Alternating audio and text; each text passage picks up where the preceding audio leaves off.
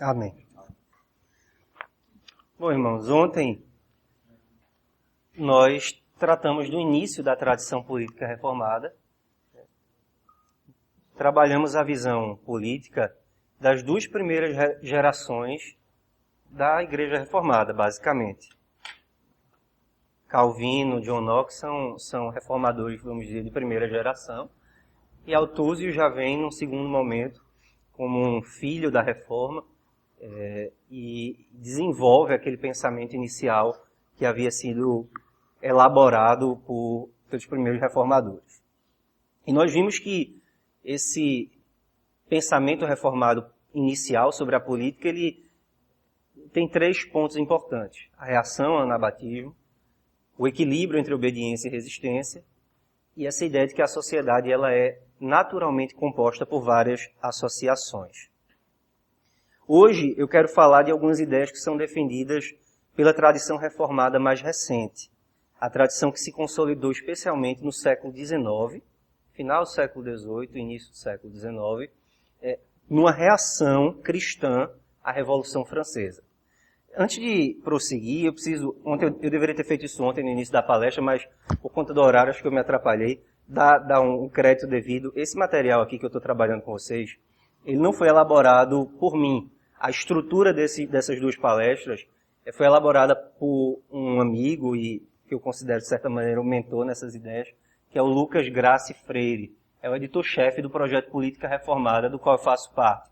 E nós elaboramos, eu participei da elaboração, mas ele foi quem deu a estrutura desse material. Nós elaboramos isso como sendo uma espécie de introdução ao pensamento reformado para ser usada por nós do projeto Política Reformada, aonde nós formos. Então, sempre que me pedem, Vinícius, dá uma introdução ao pensamento reformado, eu proponho usar essas palestras que o professor Lucas elaborou, porque eu acho que elas dão essa visão geral de pontos que são extremamente importantes sobre esses assuntos. Então, os elogios que vocês tiverem, vocês dirijam ao Dr. Lucas pelo Facebook ou por e-mail, e as críticas não, as críticas vocês dirigem a mim, porque a culpa é minha dos erros eventuais. Bom, mas dentro dessa ideia de avançar para o século XIX na tradição reformada, a gente precisa entender como surge, como essa doutrina política cristã reformada, ela vai avançando ao longo dos séculos. Eu falei ontem que a gente, quando usa a palavra tradição, pensa nesse princípio de permanência e continuidade, de permanência e desenvolvimento. Há princípios gerais que ficam, mas há uma aplicação temperada desses princípios de acordo com o contexto histórico em que estão vivendo.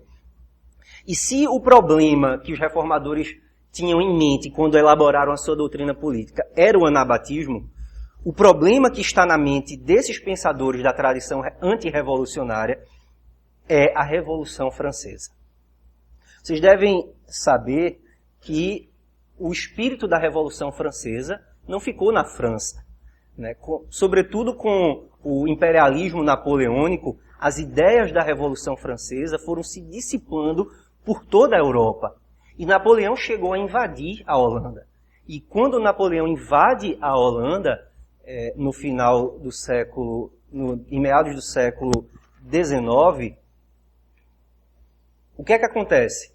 A igreja cristã se vê altamente prejudicada pelas ideias revolucionárias francesas.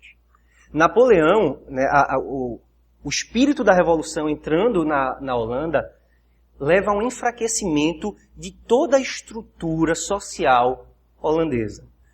Toda essa estrutura que havia sido consolidada em cima do arcabouço reformado, né, pela influência dos pensadores reformados que nós trabalhamos ontem, esse arcabouço que tinha sido o fundamento da sociedade holandesa, agora está sendo abalado pelo espírito da revolução, pelo espírito do imperialismo napoleônico. E isso não fica só nas estruturas sociais mais comuns, partidos políticos, isso entra na igreja. E é uma coisa que a gente vai trabalhar mais para o fim da palestra. Quando o Estado se agiganta, ele se julga no direito de dizer como a igreja deve ser e como ela deve viver como igreja. E o que acontece é que o espírito da revolução adentra a igreja holandesa, que até aquele momento era igreja estatal, né? Várias nações europeias tinham uma igreja oficial. Na Holanda, a igreja oficial era a igreja reformada. E a doutrina da revolução adentra a igreja reformada holandesa. E o que é que acontece? O que acontece quando o espírito da revolução entra na igreja? O liberalismo teológico. A igreja se desvia da sua origem reformada e abraça o liberalismo teológico. Ela passa a abandonar as verdades reveladas nas Escrituras e passa a adotar uma espécie de racionalismo exacerbado, que era exatamente o espírito iluminista que estava sendo carregado pelos cavaleiros da Revolução. Então, a igreja passa a sofrer muito. E nesse momento surge uma figura importantíssima na igreja reformada, na sociedade holandesa, que é esse senhor aqui, Groen van Prinsteren. Dá para todo mundo ver? Ele era um historiador da corte real holandesa e ele passa a refletir sobre o problema do espírito revolucionário. E ele passa a refletir sobre esse problema como sendo não um problema político, mas como sendo um problema religioso. Por isso, as suas famosas palestras tinham esse título, Incredulidade e Revolução. Porque a leitura que Van Prinsteren fazia do espírito revolucionário é que esse espírito político, na verdade, era a expressão política de um espírito religioso, que ele vai chamar do espírito de apostasia. O espírito da revolução é o espírito da apostasia. E a revolução só acontece em lugares onde esse espírito de apostasia avançou. Então, eu quero trabalhar com vocês isso aqui é apenas uma contextualização inicial. Eu quero trabalhar com vocês esse tema hoje em 2 pontos. Em primeiro lugar, eu queria falar de como essa tradição holandesa posterior desenvolveu as ideias de antítese e graça comum. E em segundo lugar, eu quero falar sobre como algumas ideias bíblicas que já estavam nessa tradição reformada inicial são desenvolvidas para até chegar à ideia de um governo limitado. Então, 2 pontos hoje. Em primeiro lugar, antítese e graça comum. Em segundo lugar, governo limitado. Vamos para o nosso primeiro ponto. O nosso primeiro ponto é a relação entre antítese e graça comum. Antítese é uma noção usada por teólogos já há bastante tempo para descrever o abismo que existe entre o povo de Deus e o resto da humanidade. Antítese é um termo que descreve aquilo que acontece lá em Gênesis 3, depois da queda humana no pecado. O que é que Deus diz quando fala à mulher, à serpente e ao homem? Deus se volta para a serpente e diz, eu porei inimizade entre ti e a mulher, entre a tua descendência e o seu descendente. Deus pôs, após a queda, Deus põe uma inimizade, uma antítese. Essa antítese é uma oposição radical entre os filhos de Deus e os filhos da serpente. Entre o povo eleito do Senhor e os réprobos. Essa antítese, ela explica, ela na verdade está posta em toda a história bíblica. Se você, a partir de Gênesis 3, se você for avançando nas Escrituras, essa ideia da antítese vai sendo reforçada. Os filhos de Abel e Caim, os filhos de Sete e os filhos de Caim. E aí, essa história bíblica vai se desenvolvendo, é a história da antítese. É a história de como o povo de Deus enfrenta a oposição histórica dos filhos da serpente. Essa é a história bíblica, é a história da antítese. E essa ideia, ela tem a sua importância política. Em que medida? Deus deu ao homem, na criação, um mandato cultural. Assim chamado mandato cultural. Você pode não gostar do termo, fique à vontade para não gostar, eu também não sou muito fã dele, mas a ideia é importante. Deus deu ao homem um mandato cultural. O que é esse mandato cultural? Deus criou o homem, e deu ao homem uma ordenança. Essa ordenança, em Gênesis 1, ela é descrita da seguinte forma. Multiplicai-vos, enchei a terra e sujeitai-a. Em Gênesis 2, essa mesma ideia é colocada de outra forma. A Bíblia diz que Deus pega o homem, o primeiro casal, e o coloca num jardim para que aquele jardim fosse cultivado e guardado. Você vê que Deus deu ao homem um mandato de cuidado da criação. Mas não é apenas de cuidar da criação para manter as coisas como estão. Se você ler Gênesis 2, você vai ver que Gênesis 2 diz assim: Deus havia criado todas as coisas, mas diz assim, ainda não havia plantas sobre a terra. Por quê? Porque Deus ainda não havia mandado chuva e porque não havia homem para lavrar o solo. Veja que Deus criou tudo bom, mas Ele não fez a criação completa. Ele colocou potenciais na criação para serem desenvolvidos. Lavrar, cultivar. Essa ideia é a ideia de desenvolver a criação. Aqueles potenciais que foram postos na criação devem ser cultivados, e daí vem a palavra cultura, cultivo, devem ser cultivados e desenvolvidos. Esse é o mandato criacional ou cultural. Só que por causa da queda do homem no pecado, esse desenvolvimento cultural toma uma direção apóstata, toma uma direção contrária à ordenança divina. É por isso que nós vemos já nos primeiros capítulos de Gênesis homicídio, prostituição, a Torre de Babel. Veja que exemplo de um desenvolvimento cultural, né? Eles têm engenho para construir uma grande torre, mas qual é o propósito deles? Vamos fazer um nome para nós. Deus tinha dito, vocês vão fazer um nome para mim, que essa é a ideia da multiplicação do homem criado à imagem de Deus. Vocês vão fazer um nome, vocês vão levantar a glória de Deus. E o que é que os homens fazem em Babel? Eles levantam a sua própria glória. Então, o desenvolvimento cultural humano toma uma direção apóstata. O que acontece é que Deus, nosso Deus soberano, Ele soberanamente prometeu redimir um povo para si, e esse povo que Deus redime é um povo transformado. E esse povo transformado é um povo que passa de novo a ter o seu coração direcionado para o lugar correto. Em vez de sua atividade tomar essa direção apóstata, o que acontece? Os redimidos têm suas atividades redirecionadas para a glória de Deus. Nós, uma vez redimidos, passamos de novo a colocar Deus no centro de todas as coisas. E por isso, a atividade cultural cristã, ao longo da história, está aos poucos refletindo mais e mais a imagem de Deus que está em recuperação no seu povo.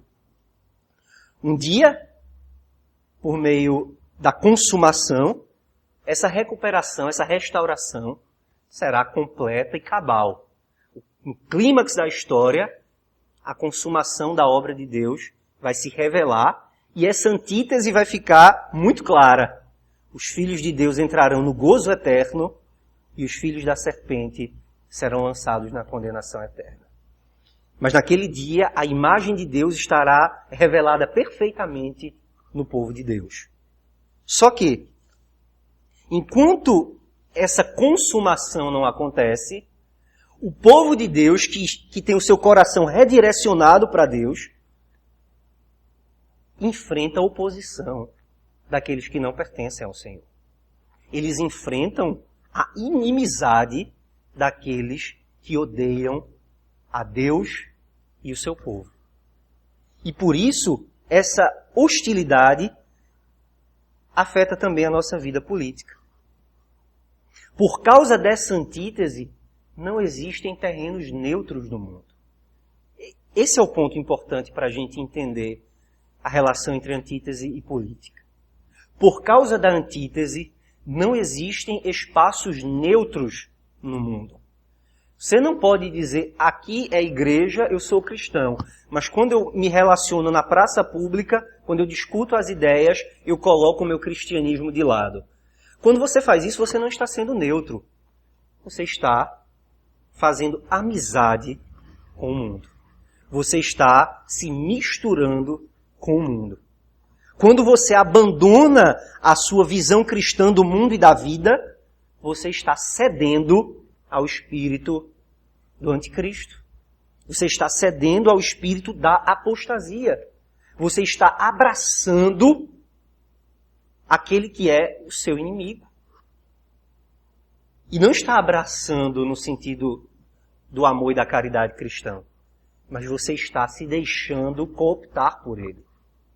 Não existe, por causa da antítese, não existe neutralidade. O nosso pensamento a respeito de qualquer coisa, de qualquer prática, se fundamenta numa cosmovisão, numa visão do mundo, numa visão da vida.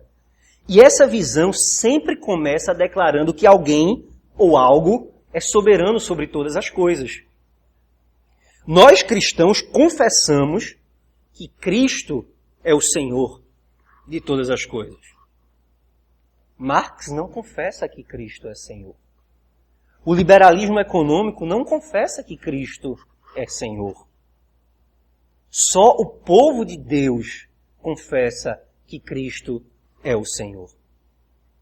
E quando nós recusamos confessar o senhorio de Cristo na nossa vida, nós estamos cometendo o pecado da idolatria. E nisso fica claro a antítese entre a semente da serpente e a semente da mulher. A antítese entre os ímpios e o povo de Deus.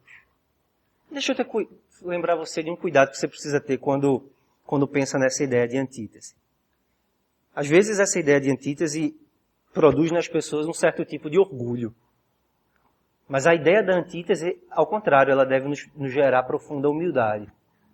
Porque a única razão pela qual você pertence ao povo de Deus e não é um filho do diabo é por causa da graça especial de Deus. É porque Deus soberanamente visitou você, abriu os olhos do seu entendimento e fez com que você se convertesse das trevas para a sua maravilhosa luz. Isso não vem de nós. Isso é um dom de Deus. A única razão pela qual você confessa Cristo como Senhor é porque o Espírito Santo de Deus aplicou a obra da redenção redentivamente na sua vida. Então isso é uma lição de humildade primeiro. Quando nós nos relacionamos com os incrédulos, não nos relacionamos como superiores porque temos a graça especial. Mas humildemente nos aproximamos deles como pessoas carentes dessa graça e clamamos a Deus para que eles sejam também salvos. A Deus, somente a Deus, nós devemos a glória por causa da nossa salvação. Mas o que eu quero enfatizar aqui é que essa visão da antítese afeta a nossa vocação política porque ela afeta toda a vida. Por causa da redenção, tudo o que você faz como alguém redimido. Você não é agora um pai, você é um pai cristão.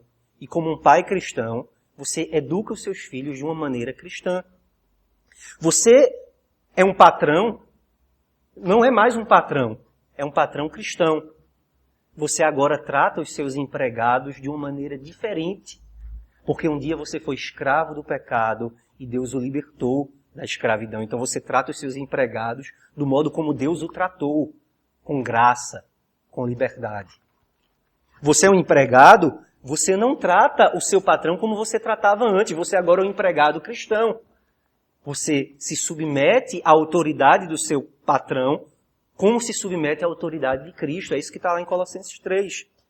Então, tudo o que você faz, seja você um advogado, um pedagogo, um político, um sapateiro, como dizia Lutero, você faz agora como um cristão. Você não faz de maneira neutra, mas você faz em submissão ao senhorio absoluto de Jesus Cristo. O seu pensamento e a sua ação reflete quem você é e a quem você serve. A maneira como você vive reflete o Deus a quem você adora. Ou reflete a sua fé no Deus bíblico, ou reflete a sua fé num falso Deus. Na política isso não é diferente. Na política, como nós vemos no exemplo da Revolução Francesa, a nossa ação política revela o Deus a quem nós servimos. Qual era o lema da Revolução Francesa que a gente aprende lá nas aulas de história no ensino médio? Nós queremos enforcar o último rei nas tripas do último padre. Qual era essa ideia? nós rejeitamos qualquer autoridade que não seja a nossa própria autonomia. Esse é o espírito do renascimento e é o espírito muito mais do iluminismo radical.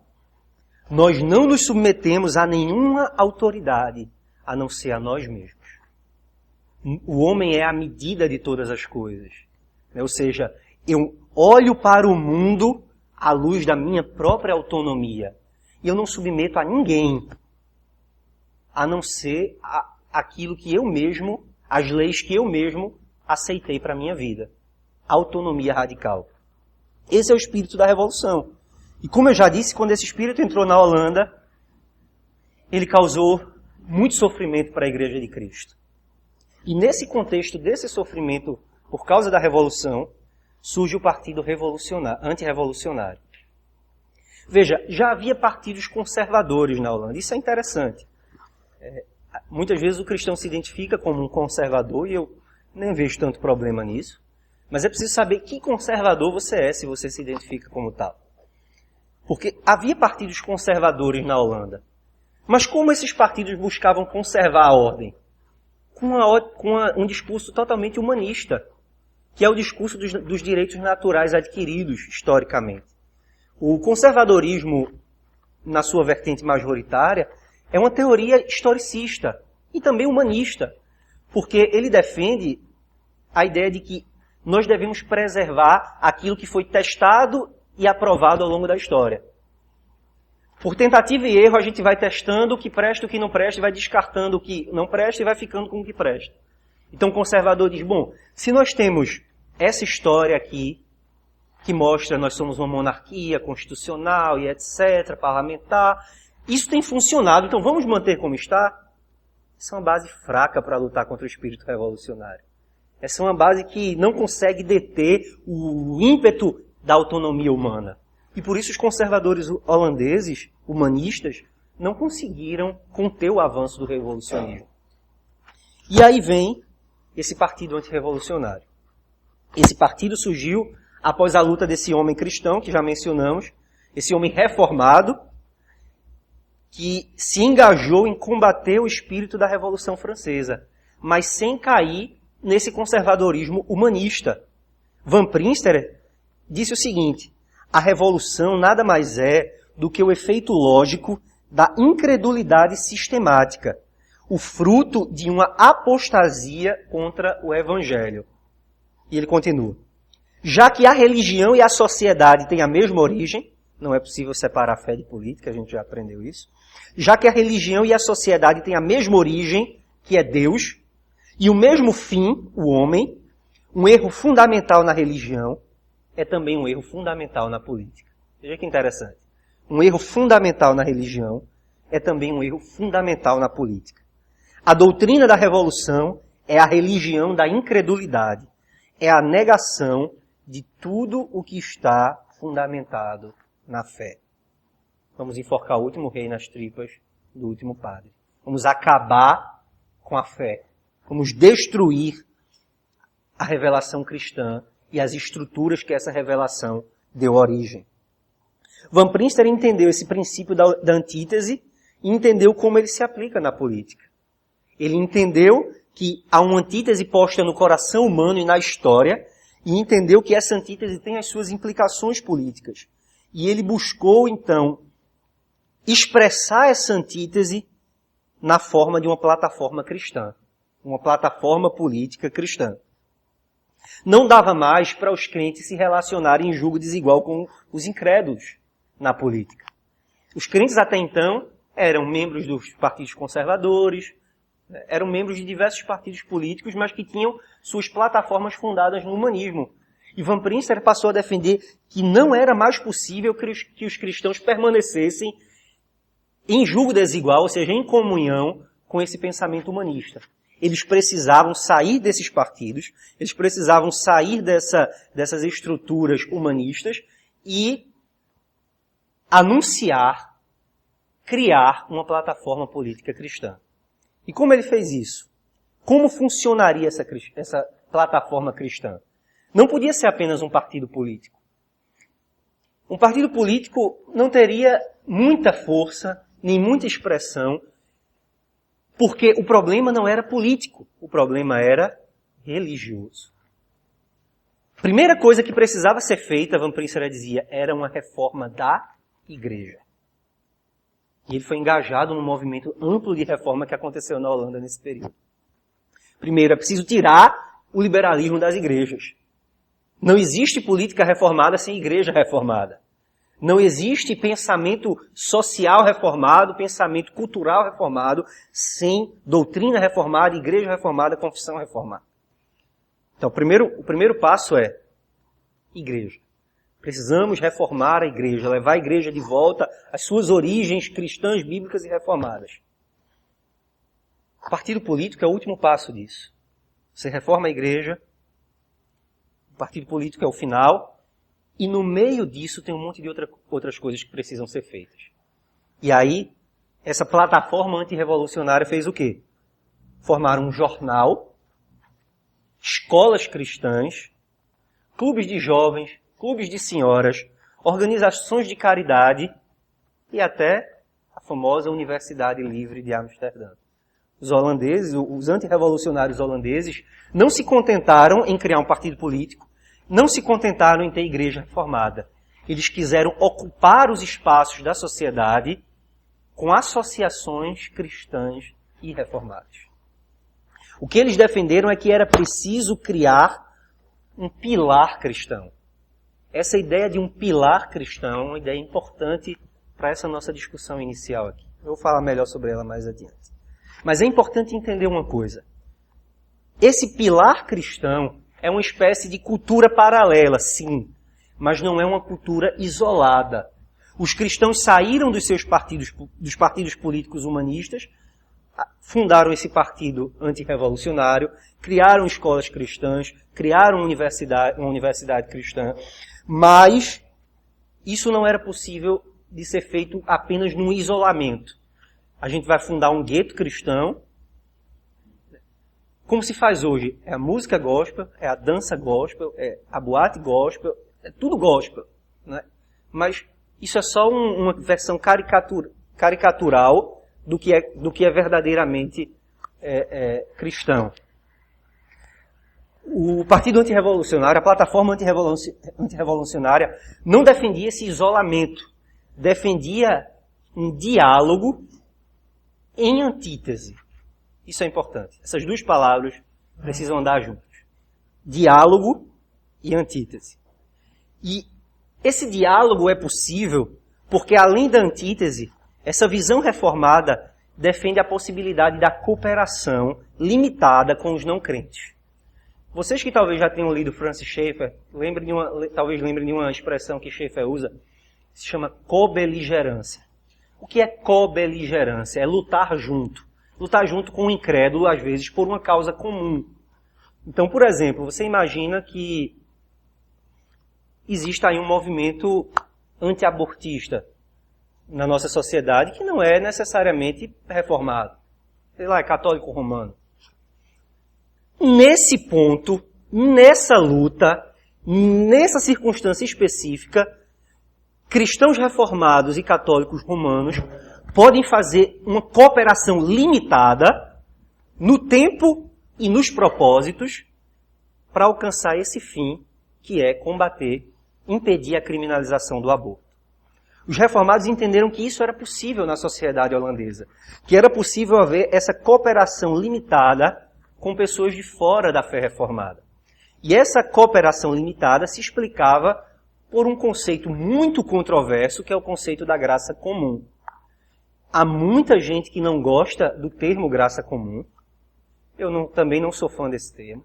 A gente pode depois, até das perguntas, discutir um pouco isso. Eu não vou focar, porque como o foco da palestra é histórica, a gente até poderia usar umas outras expressões que são propostas por alguns autores, mas como a gente está dando esse enfoque histórico, essa foi a expressão que pegou.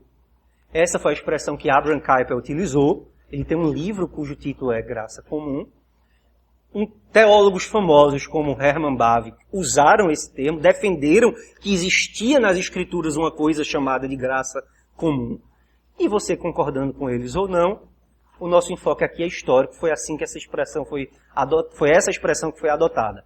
Graça comum. E o que significa graça comum? Sem muita digressão teológica sobre o termo, a partir da ideia de graça comum, os reformados defenderam que havia momentos de verdade no pensamento dos incrédulos.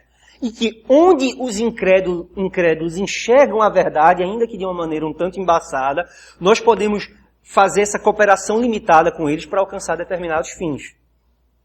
E nisso se estabelece um diálogo possível, uma cooperação política em algumas áreas específicas. A antítese existe, mas a antítese não vai terminar agora na história. Então os reformados passaram a defender: nós não vamos aniquilar os filhos do diabo. Nós não vamos fazer guerra contra eles. Nós precisamos conviver nessa sociedade holandesa que tem católicos, romanos, tem reformados, tem judeus, tem marxistas, tem liberais, tem todo tipo de gente nessa sociedade. E o que é que a gente vai fazer? Ou a gente se mata, ou a gente passa a conviver. Há um outro teólogo holandês chamado Klaas Skilde, eu citei ele ontem no início da palestra, que ele usa exatamente essa palavra. Ele diz: não existe graça comum. O que existe é a sunousia, a convivência dos crentes com os incrédulos. E para que essa convivência seja possível, a gente precisa de alguma maneira, a sociedade não pode se desintegrar. E a gente precisa de algum tipo de interação com esses incrédulos. Mas essa interação não pode ser subserviência. Eu não vou virar marxista para poder interagir com os marxistas. Eu não vou virar católico romano para poder interagir com os católicos romanos. Eu não vou virar liberal para poder interagir com os liberais. Eu sou cristão reformado. E como é que essa sociedade pode, ao mesmo tempo, se manter coesa, sem que essas diversas visões de mundo se misturem ou uma se imponha sobre a outra? Com base nessa tentativa de equilibrar diálogo e antítese e graça comum, os reformados vão propor, então, a ideia, nesse momento, a ideia da pilarização. O que é a ideia da pilarização? Um pilar, nessa teoria, é um conjunto de associações ou de estruturas sociais que servem a uma determinada visão de mundo. Então, o que é um pilar cristão? É um conjunto de associações cristãs. Pilar reformado, vamos falar melhor. Uma igreja reformada, escolas reformadas, famílias reformadas, associações de mulheres reformadas, universidade reformada e um partido político reformado. Quais eram os outros pilares que haviam na sociedade holandesa? Eu já mencionei. Havia um pilar católico romano, havia um pilar judaico, havia um pilar marxista, né, socialista, havia um pilar liberal. E esses pilares também tinham suas escolas, suas universidades, seu partido político, suas estruturas sociais que mantinham aquele determinado pilar de pé. E para Kuyper e seus seguidores, a sociedade holandesa se mantinha coesa porque cada um desses pilares coexistia sem derrubar o outro por meio da violência. Então essa foi a forma que Kuyper encontrou para explicar, Kuyper e outros antirrevolucionários encontraram para explicar como era possível uma sociedade se manter coesa diante de uma pluriformidade ética tão grande, pluriformidade religiosa, moral tão grande, sem que houvesse a predominância de um desses pilares sobre os demais. Como é que a sociedade pode existir sem se desintegrar? E como ela pode existir sem que uma dessas visões de mundo passe a tiranizar as outras? A solução que ele encontrou foi a solução de explicar isso a partir da ideia de pilarização. E defender que era preciso criar um pilar reformado. O que aconteceu na Holanda foi que pouco tempo depois, esse pilar reformado se desintegrou. Há uma explicação histórica para isso. Muita gente diz: Kuyper não fez nada pela Holanda porque pouco tempo depois a Holanda se secularizou radicalmente, então o calvinismo de Kuyper não serviu de nada. Bom, fica também para discussão isso aí, mas é preciso entender que houve uma ruptura radical na sociedade europeia naquele momento, que foi a Segunda Guerra Mundial. A Segunda Guerra Mundial alterou completamente as estruturas sociais de todas as nações na Europa. A Holanda foi invadida pelos nazistas e o que veio a existir depois, né, depois de que a guerra acabou, se passou a defender que era preciso reconstruir a sociedade sobre outras bases, não mais as bases da pilarização, mas as bases de um secularismo radicalizado. Então eu acho que colocar isso na conta de Kuyper é um exagero, mas fica aí para os historiadores debaterem e chegarem a alguma conclusão depois. O fato é que, após a Segunda Guerra, essa ideia de pilarização se enfraqueceu e um humanismo centralizador passou a prevalecer na sociedade holandesa. Se passou a defender que esses pilares geravam inimizade na sociedade e que essa inimizade precisava ser derrotada. E aí o que acontece? O Estado assume um poder muito mais forte. Porque já que não pode existir pilares, quem vai cuidar das escolas? Não são mais os liberais, não são mais os reformados, não são mais os católicos. Quem vai cuidar das escolas é o Estado. Quem vai cuidar? Quem vai financiar as universidades? Quando Kuyper fundou a Universidade Livre, quando os antirrevolucionários fundaram a Universidade Livre, é muito interessante o discurso inaugural de Kuyper. Porque ele diz, nessa universidade, ele está lá fazendo a sua palestra inaugural, e ele diz, essa universidade foi fundada com o suado dinheiro de pedreiros, de fazendeiros, de pessoas simples, que se sacrificaram para que essa universidade seja livre. E para que ela seja livre do governo, ela precisa se sustentar por conta própria. Quando a universidade não consegue mais se sustentar, entra dinheiro estatal, e a gente já viu, você já conhece a realidade da universidade pública brasileira, imaginem que é assim em todo o mundo. Onde o dinheiro do Estado entra, a universidade deixa de ser livre e se torna serva do Estado. Então, esse é o nosso primeiro ponto. A igreja precisa retomar essa tradição do diálogo e da antítese. A igreja precisa rememorar essas duas noções. As duas. Se você esquecer da noção de antítese e disser, a gente vai agora dialogar com a cultura, é só graça comum. O que acontece? A igreja vai se secularizar. A igreja vai se misturar com o mundo. Foi o que aconteceu antes de Van Prinsterer, foi o que aconteceu depois de Kuyper. A igreja se misturando com o mundo, ela se enfraquece. Ela abandonou seu fundamento cristão e agora ela não tem mais a vitalidade que era necessária para que ela influenciasse a sociedade por meio do diálogo. Isso é interessante que está lá no discurso de Kuyper também. No discurso inaugural de Kuyper ele diz o seguinte, ele diz, vocês não devem pensar apenas nos desafios que vêm de fora. Vocês precisam pensar nos desafios que vêm de dentro. Ele dá um exemplo do barril. É uma ilustração que não faz muito sentido para a gente, mas tenta imaginar como é que ele fala. Diz, quando fugiu até o nome, o fazedor de barris quer moldar o barril, ele pega as diversas tábuas de madeira, as dispõe, e ele coloca uma força por fora, né, um torno, só que isso não é suficiente para entortar as madeiras do barril para que ele fique com aquele formato. É preciso colocar um fogo dentro do barril. E esse fogo vai fazer com que a madeira se encurve e alcance o formato desejado.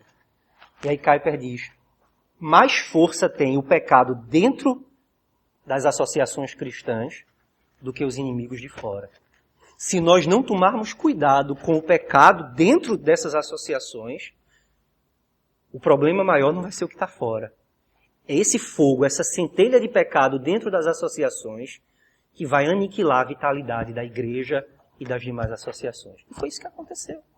Foi isso que aconteceu no pós-guerra. A igreja se misturou, abandonou o seu lugar de antítese, decidiu que era apenas graça comum, e isso fez com que a sociedade holandesa se secularizasse muito rapidamente. Esse é o nosso primeiro ponto. Antítese e graça comum. Mas, para a gente tentar chegar a uma coisa mais prática, como essa visão antirrevolucionária se traduz na vida política? Além dessa ideia de pilarização que eu já mencionei, quais outras ideias se tornaram importantes dentro dessa visão política antirrevolucionária do século XIX?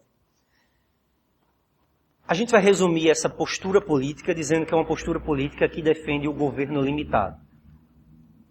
Esse é o nosso segundo ponto. Na política reformada antirrevolucionária, o governo deve ser limitado por diversas razões. E eu queria dar algumas dessas razões rapidamente para a gente poder entender.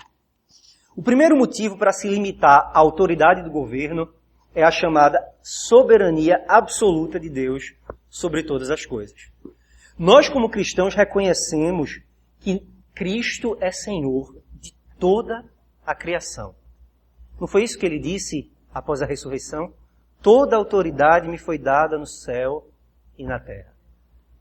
Kuyper, usando essa ideia, disse aquela famosa frase que a maioria de vocês deve conhecer. Não há um só centímetro quadrado de todo o âmbito da existência humana sobre o qual Cristo, que é soberano sobre tudo, não declare, é meu. Não há um centímetro da existência humana sobre o qual Cristo não reivindique a sua autoridade. Kuyper defendeu essa ideia numa crítica a diversas outras cosmovisões, mas especialmente ao humanismo. O humanismo tira o senhorio de Deus e coloca o senhorio do homem no lugar, a partir dessa ideia de autonomia radical que nós já falamos. Kuyper então vai dizer que nós precisamos tirar o homem do centro, nós precisamos rejeitar a soberania do homem e precisamos reafirmar a soberania de Cristo. E quando nós afirmamos a soberania absoluta de Cristo, qual é a conclusão necessária dessa ideia? Que toda autoridade humana é limitada. Se Cristo é Senhor sobre tudo, todas as outras autoridades são derivadas da autoridade de Cristo e têm a sua autoridade limitada, relativa. É por isso que vem essa ideia de governo limitado. O governo civil deve ser limitado porque senão ele se torna um Deus para as pessoas.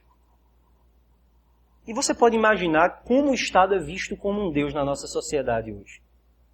Posso fazer aplicações mais à frente, mas as pessoas esperam que o Estado seja nosso empregador, que ele seja nosso pai, que ele seja nosso educador, nosso pedagogo, que ele seja até nosso pastor. O pastor Kennedy uma vez publicou um texto, quando o Estado é meu pastor, tudo me faltará. Porque se você atribuir todo o poder ao Estado, no final o Estado não vai fazer nada, porque ele não tem todo o poder. Esse é o primeiro princípio, o princípio da soberania absoluta de Deus. Desse princípio nós derivamos que toda autoridade humana é limitada, relativa e derivada, inclusive a autoridade política. A segunda razão para os reformados defenderem um governo limitado é um princípio que se chama de princípio da autoridade diferenciada. O que significa isso? Significa que existem vários tipos de autoridade na criação. Existe a autoridade do pai, existe a autoridade do ministro, dos oficiais da igreja, existe a autoridade civil, existe a autoridade do patrão na empresa. O princípio da autoridade diferenciada diz que essa autoridade, a autoridade de uma determinada esfera, tem autoridade apenas dentro da sua própria esfera. E, mais importante talvez, nenhuma outra autoridade pode se meter com a autoridade que ele tem dentro dessa esfera. Isso em algumas sociedades não se aplica. Você pensa, se você conhecer um pouco do direito romano, da história de Roma, você deve lembrar que havia uma figura chamada do pater familias. Né? O que era o pater familias? A tradução é pai de família, mas o pai de família era diferente do pai de família hoje. O pai de família hoje mal pode dar uma palmada no seu filho, que já vem o conselho tutelar bater na porta. O pater familias tinha poder de vida ou morte sobre aqueles que moravam na sua residência, inclusive os servos e os filhos. Ele, então, de certa maneira, acumulava a autoridade paterna com a autoridade civil.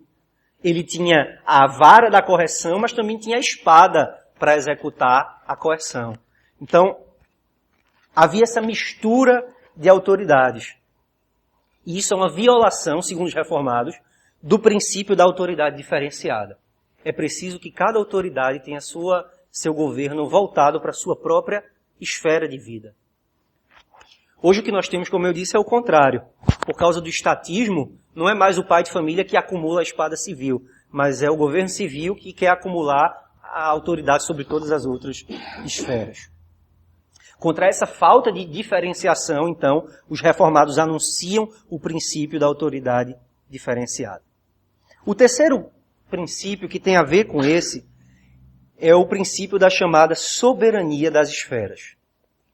Os reformados defendem o governo limitado também com base nesse princípio da soberania das esferas. É uma ideia que foi muito bem trabalhada por Kuyper, que eu gostaria de ter mais tempo de falar sobre isso, mas eu já estou chegando ao final. Mas a questão da soberania das esferas tem a ver com aquela ideia que estava ali num germe em Althusius. A semente estava ali em Althusius. O que foi que Althusius disse? A gente falou que a sociedade é composta por várias associações. Mas o mais importante, Althusius disse, cada uma dessas associações se desenvolve segundo a sua lei própria. Lei própria é uma estrutura interna diferenciada e também um tipo de bem diferente que aquela associação comunica. Aquela ideia da comunicácio. Essa ideia das associações é desenvolvida então por Kuyper, posteriormente pelo filósofo Hermann Dover. Tem esse livrinho dele aqui, Estado e Soberania, que fala um pouco sobre essas ideias. O princípio da soberania das esferas, então, vai dizer que cada uma dessas associações se desenvolve segundo um princípio de vida próprio. Ou seja, elas têm funções diferentes na sociedade. Então, qual seria a função da família? Qual é a função da família? Qual é o bem que a família comunica? Nós poderíamos dizer que o bem que a família comunica é o amor. Não no sentido sentimentalista, mas no sentido do amor moral. Né? Esse é o bem que é comunicado pela associação da família. Qual é o bem que é comunicado por uma empresa? A empresa tem por função a função econômica. Esse é seu modo de vida próprio, a sua lei de vida própria. Então, qual é o bem que a empresa comunica? A empresa comunica a produção de riquezas. Qual é o bem que uma instituição educacional comunica? A instituição educacional tem como lei de vida o aspecto intelectual. Então, ela comunica o desenvolvimento intelectual. E qual é a função do governo civil? Qual é a função da igreja antes disso? A igreja comunica a revelação cristã e comunica, então, as verdades da fé, a confissão de fé, a proclamação da fé cristã. Esse é o bem que a igreja comunica. E o Estado? O Estado comunica qual é a lei interna do Estado. A lei interna do Estado é a justiça. O Estado comunica, então, a justiça, que é a retribuição a cada um segundo o bem ou mal que pratica. É isso que Romanos 13 nos ensina.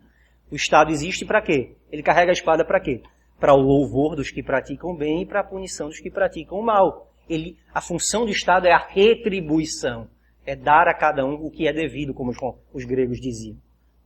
Há uma expressão grega e latina para essa ideia. O direito consiste em dar a cada um o que lhe é devido. E o Estado existe, então, para aplicar o direito, para realizar a justiça. Mas não realizar a justiça num sentido total, mas realizar a justiça pública, punir o mal e permitir que os bons vivam vida tranquila e mansa sobre a terra. Esse princípio, então, da soberania das esferas nos diz que cada associação, cada estrutura social tem o seu próprio assunto para tratar e que uma associação não deve interferir na lei de vida da outra associação.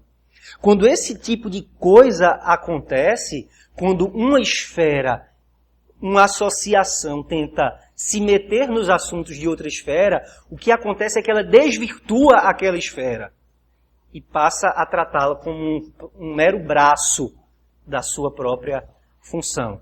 Pense no Estado, mais uma vez. Quando o Estado assume o controle das igrejas, o fim disso, historicamente, tem sido que a igreja se torna uma repartição pública. Ela se torna um agente de secularização da sociedade. Foi isso que os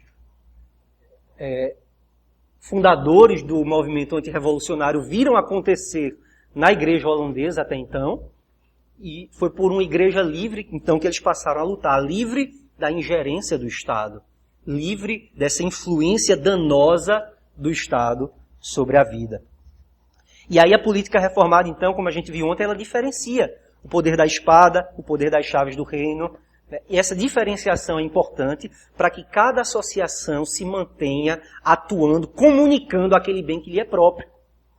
Em vez do Estado tentar ser todas as coisas, ele devia fazer uma coisa: punir os maus e louvar os que praticam bem. Ele não faz isso. Eu preciso explicar por que o Estado não faz isso. Eu espero que Maceió não seja tão violento como Recife, mas Recife está o caos da segurança. As pessoas não conseguem sair em paz das suas casas por conta da violência. São 60 assaltos a ônibus por semana. Então, o Estado não faz aquilo que lhe é próprio e ele quer fazer todas as outras coisas. Vamos avançar para não... Esse é o terceiro motivo. Quarto motivo que os reformados dão para o governo limitado é que, além dessa limitação de assunto, vamos dizer assim, essa limitação do bem que é comunicado, deve haver dentro de cada esfera níveis diferenciados de autoridade. A gente falou no começo aqui, quando estava falando do impeachment. Dentro de uma mesma associação, deve haver níveis diferenciados de autoridade. Então, veja que na igreja, pense na igreja. A igreja é formada primeiro por uma pluralidade de oficiais. Não é isso? Nossa igreja, vocês reformados, de igreja reformada, nós presbiterianos, temos a autoridade eclesiástica que é formada por uma pluralidade de oficiais. E essa pluralidade de oficiais se organiza em níveis diferenciados de autoridade. Nós, na igreja presbiteriana, temos o conselho da igreja local, nós temos o presbitério, nós temos o sínodo e nós temos a Assembleia Geral, que aqui no Brasil se chama de Supremo Concílio. Níveis diferenciados de autoridade para conter o impulso tirânico do coração humano. Isso é uma ideia interessante que está aqui na política reformada, no pensamento político reformado. É preciso pluralidade e níveis diferenciados para impedir a tirania. Isso dentro da igreja, imagine fora. Se dentro da igreja, entre os crentes, a gente precisa desse nivelamento para nos proteger da tirania, imagine fora.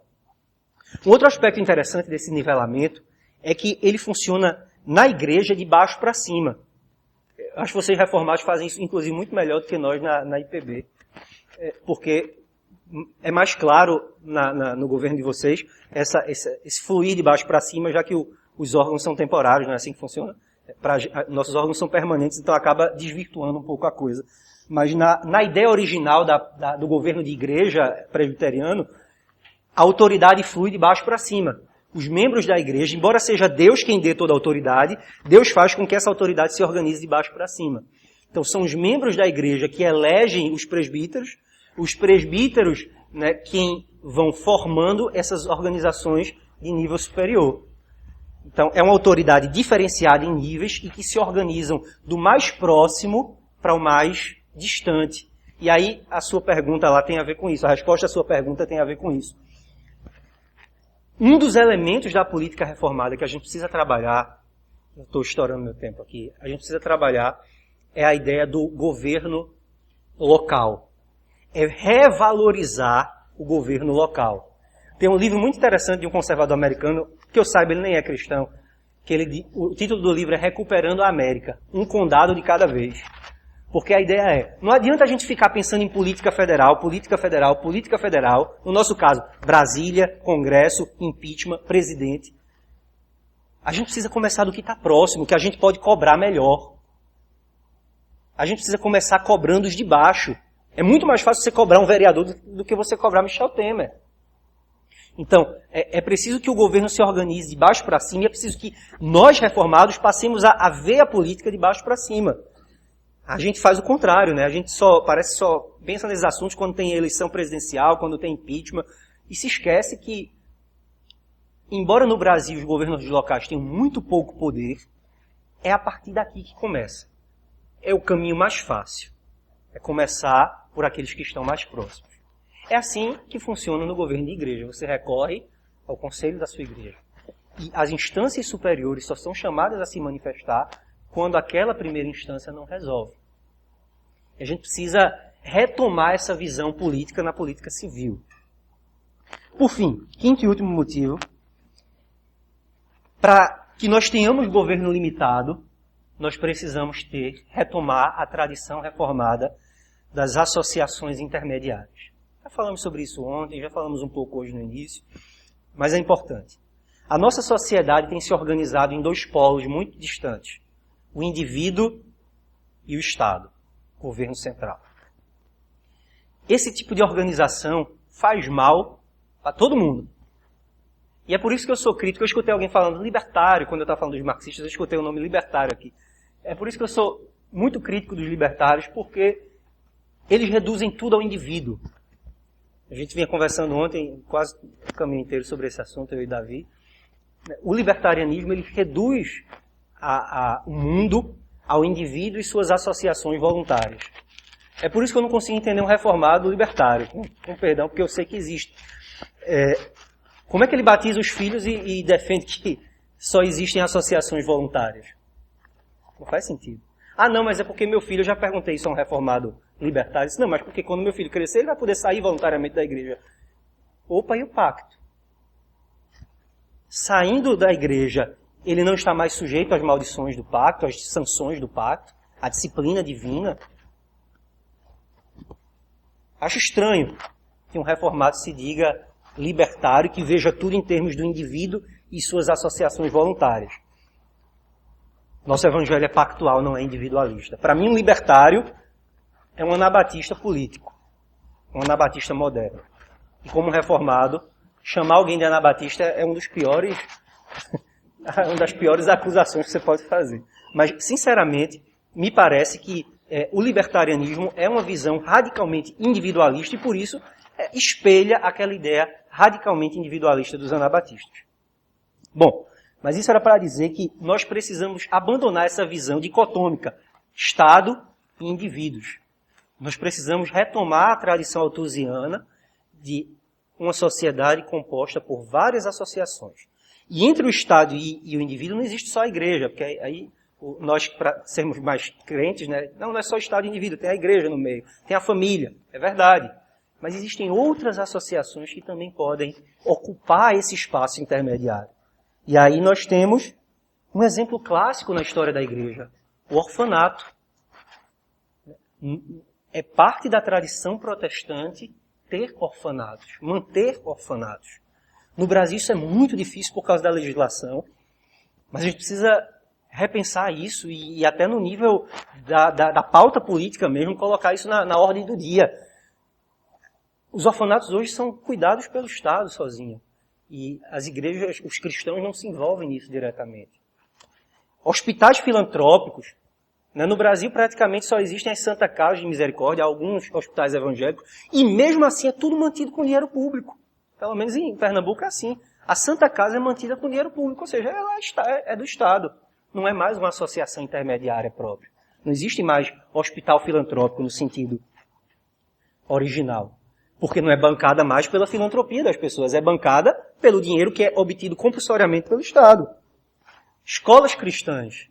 Nós precisamos retomar também uma reflexão sobre a importância.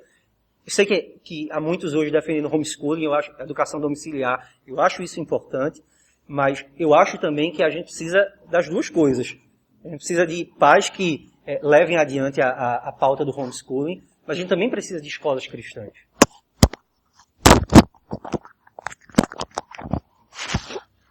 Eu tomei um susto.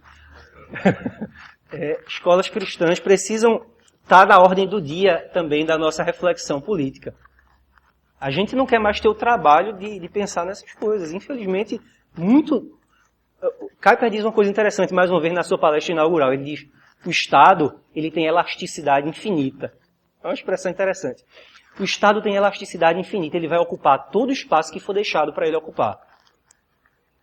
Então, muitas vezes a culpa de o Estado estar fazendo coisas que ele não deveria fazer é porque nós não estamos fazendo. O Lucas uma vez comentou comigo, ele fez o doutorado dele na Inglaterra, ele diz, algumas igrejas na Inglaterra não tem mais diáconos. Aí você pergunta, por que não tem mais diáconos? Porque eles começaram a pensar o seguinte, poxa, se a gente tem um estado de bem-estar social, um sistema de aposentadoria excelente, qualquer necessidade que a gente tem, a gente pede ao Estado e ele dá. Vamos acabar com o diaconato, porque não precisa mais. Não precisa mais do socorro dos diáconos. Vamos acabar com o diaconato. Vejam que coisa, parece extremo, mas a gente faz um pouco disso aqui. A gente diz, o Estado tem o Bolsa Família, para que eu vou ajudar essa pessoa que bateu a minha porta? A gente até condena, né? Uma pessoa que bate na porta. Não tem tanto programa do governo, por que ele não vai lá pegar? Por que ele não vai lá usar esses programas do governo, vem bater aqui na minha porta e me tirar a paciência? Está invertida essa ideia. A lógica está invertida. Era para a gente dizer, amigo, não vá para o Estado não, porque você vai se tornar um escravo dele. Vou lhe ajudar. Você está passando por uma necessidade, eu vou lhe ajudar, porque se você for para o Estado, ele vai fazer você se prostrar diante dele. Eu não quero que você se prostre diante dele, eu quero que você se prostre diante de Jesus Cristo. Nós precisamos reocupar esses espaços intermediários. Então, só para a gente finalizar mesmo agora, vamos pensar em algumas aplicações para o Brasil. No Brasil nós não temos ainda um pilar reformado, mas nós temos alguns pilares já construídos. Nós temos o pilar socialista. Os socialistas têm a Carta Capital, eles têm seus partidos políticos, eles têm suas escolas, eles têm o domínio das universidades, não apenas públicas, mas privadas, muitas delas. Eles lideram diretórios acadêmicos de universidades, eles têm suas ONGs, eles têm seus institutos de pesquisa. Existe no Brasil um pilar socialista, organizado, articulado, com diversas associações. Nós temos um pilar católico romano mais enfraquecido, mas existente. A Igreja Católica Romana mantém suas escolas, suas universidades, suas instituições de caridade, alguns hospitais. Eu creio que se nós queremos ser fiéis a Deus no longo prazo, nesse chamado cristão para o envolvimento político, nós precisamos nos associar. E a primeira associação que nós precisamos não é um partido político. Eu acho que isso é importante, mas eu não acho que esse é o primeiro movimento. O primeiro movimento é associações intermediárias. Claro, é preciso, antes de tudo, que as igrejas que se dizem reformadas sejam de fato reformadas. É preciso, primeiro, uma reforma interna da igreja. Eu não estou falando de vocês, da Igreja Reformada do Brasil, eu penso muito mais na minha própria denominação, que precisa fazer um esforço gigante com a graça de Deus para ser de fato reformada como de ser. Mas nós precisamos, então, fazer primeiro esse trabalho de reforma das nossas igrejas, se nós quisermos nos envolver politicamente a partir daquela noção de antítese. Senão nós vamos nos confundir com o mundo. Nós precisamos de igrejas reformadas, com confissão reformada, para mantermos essa antítese enquanto nos relacionamos com os outros pilares. Em segundo lugar, nós precisamos, além de igrejas reformadas, nós precisamos de educação reformada. E aqui eu estou falando de educação num sentido bem abrangente. A educação que é dada nas igrejas, a educação na escola, a educação no lar e também instituições de educação reformadas. A gente precisa de grupos de leitura reformados. A gente precisa de grupos de estudo que se voltem para esses assuntos de uma perspectiva reformada. A gente precisa de gente lendo e escrevendo sobre essas coisas no Brasil.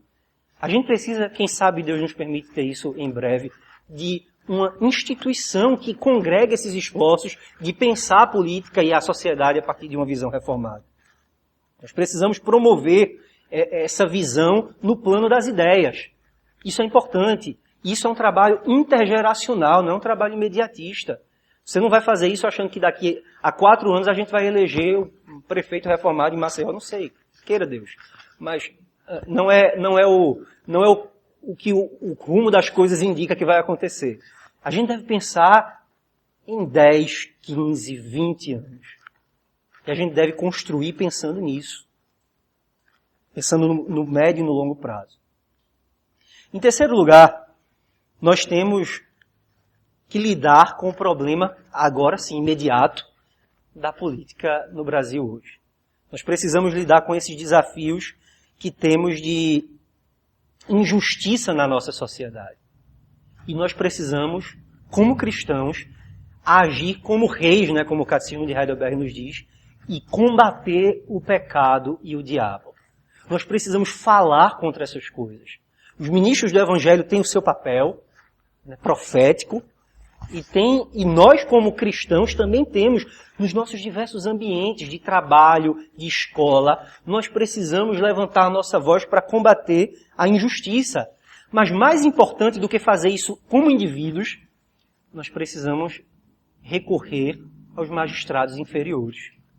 Nós precisamos retomar essa prática de procurar nossos vereadores, procurar nossos deputados, procurar as pessoas que são mais acessíveis, aquelas que estão mais próximos, para cobrar uma postura diante dos desafios políticos do nosso tempo. Há diversos desafios em jogo aí. Há problemas com a educação. Eu lidei recentemente em Recife com isso. Uma escola cristã de Recife foi abordada por uma promotora raivosa do Ministério Público, que soube que aquela escola tinha falado alguma coisa contra a ideologia de gênero. A escola tinha divulgado um panfleto sobre ideologia de gênero. E a promotoria bateu no lugar, junto com o Conselho Tutelar, junto com a GRE, né, a Gerência Regional de Educação. Se vocês não se retratarem, a gente vai fechar a escola. Só me ligou, sabia que eu gosto de me envolver nessas coisas. Me ligaram. E aí a gente intermediou junto com o escritório de advocacia que atuava já em favor dessa escola. Eu ajudei, a gente trabalhou e conseguimos evitar que eles tivessem de se retratar, conseguisse chegar a um entendimento e a coisa arrefeceu. Mas para isso foi preciso procurar autoridades, foi preciso falar, né, com autoridades do governo executivo, porque havia um ente do governo executivo ali, a GRE, fazendo uma coisa que não era lícito fazer, e foi preciso ir a uma instância superior, a GRE, e dizer o que vocês estão permitindo que aconteça com a escola. Ou seja, procurar os magistrados, procurar nesses níveis diferenciados de autoridade alguém que tenha consciência do problema e que possa, de alguma maneira, reagir a ele de maneira apropriada. E por isso eu repito para vocês, política não é só Brasília, política não é só impeachment, política não é só governo federal. A gente precisa se engajar no nível local na política. E aí, para finalizar mesmo, eu queria falar com vocês sobre como vocês, profissionais das suas diversas áreas, podem formar associações cristãs. Comecem a pensar aí. Talvez você seja um médico, um enfermeiro, alguém da área da saúde. Há tantas questões importantes de bioética, de ética da medicina, que precisam ser tratadas de um ponto de vista cristão. E eu não conheço, sinceramente não conheço, uma associação de médicos cristãos que esteja discutindo isso. Talvez exista, eu não estou ligado na área da saúde, mas talvez exista. Hoje nós temos no Brasil, no direito, que é a minha área, uma Associação Nacional de Juristas Evangélicos, que fazem um trabalho muito bom. Não são reformados. A gente pode ter cobeligerância com eles, eu até me envolvo de vez em quando com o pessoal da ANAJURE, mas falta uma associação de juristas reformados, que mantém esses princípios bem sólidos, para que a gente não acabe escorregando aqui e acolá. Então você na sua área, eu não sei qual é a diversidade que a gente tem aqui de profissões, mas você na sua área, pode pensar, como é que eu posso me engajar com outros profissionais da minha área, que também sejam cristãos reformados? Como é que a gente pode começar a formar associações para compor esse pilar reformado? Pensem, mais uma vez, isso não é algo para ser resolvido. Eu estou vendo muitos jovens aqui, vocês ainda vão fazer faculdade, talvez, ainda vão entrar nas suas profissões. Não pensem, agora eu vou fundar uma associação, amanhã vai ter 200 pessoas participando, vai dar tudo certo. Esse pequeno começo aqui, com esse grupo, já é muito importante. Mas é importante também especializar essas associações. Então você talvez seja um estudante de uma determinada área, você conhece outros cristãos dali daquele seu centro, comece a divulgar a fé reformada e o pensamento reformado. Quem sabe, lá na frente, a gente não colhe, com a bênção de Deus, os frutos dessas coisas. Então eu quero encorajar vocês, para finalizar, a pensar a política do ponto de vista reformado. Falei muito aqui, mas o que eu falei foi muito pouco dentro do que a gente poderia falar sobre política reformada. É muito mais uma provocação. É muito mais um cutucado, como a gente diz lá em Recife. Né? Eu estou muito mais cutucando vocês, catucar, né? Melhor. Muito mais uma provocação para vocês começarem a pensar, poxa, eu gosto de política, sempre li sobre política, mas nunca li Altúzios. Desafio você a procurar. É muito difícil encontrar esse livro, porque ele está esgotado. Vá na estante virtual, talvez você encontre algum exemplar aí. Poxa, eu gosto de direito, não sabia que tinha juristas reformados. Lá atrás eles existem. Poxa, eu sou médico, eu sou da área de saúde. Enfim, existe uma imensidão na nossa tradição. A gente não precisa estar indo enfiar o pé na jaca para ler, enfiar o pé na lama para colher as moedinhas de certos conservadores que tem por aí, cujo nome eu prefiro não nominar. A gente não precisa enfiar o corpo na lama para colher migalhas de certos conservadores humanistas, se a gente tem uma belíssima tradição na qual a gente pode se aprofundar e aplicá-la à nossa vida hoje. Eu espero ter encorajado vocês a dar alguns passos nessa direção. Obrigado.